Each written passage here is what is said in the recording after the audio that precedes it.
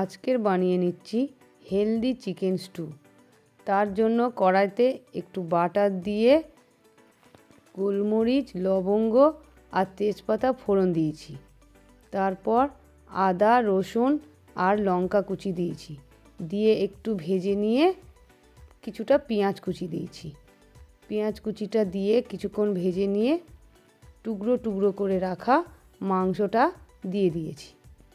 মাংসটাও কিছুক্ষণ ভেজে নেওয়ার পরে গোলমরিচ গুঁড়ো দিয়ে একটু নুন দিয়ে একটু ভাজা ভাজা করে নিয়ে সবজিগুলো দিয়ে দিয়েছি।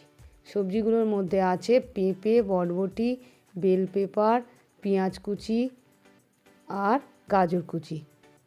একটু ভেজে নিয়ে তারপর দিয়েছি কোচানো বাঁধাকপি। বাঁধাকপিটা দিয়ে কিছুক্ষণ ভেজে নিয়ে 2 কাপ জল দিয়ে 20 মিনিট মতো ঢাকা দিয়ে রেখেছি। 20 মিনিট পর ঢাকনা খুলে দেখলাম সব সবজি মাংস সিদ্ধ হয়ে গেছে। এবার এটাকে ঢেলে নিয়েছি। ঢেলে নিয়ে হাফ চামচ মতো লেবুর রস দিয়ে সার্ভ করেছি হেলদি, টেস্টি, প্রোটিনে ভরপুর চিকেন স্টু। বাচ্চা থেকে বড় সবাই পছন্দ করবে। ভিডিওটা ভালো লাগলে লাইক করবেন, চ্যানেলটা সাবস্ক্রাইব করে পাশে থাকবেন।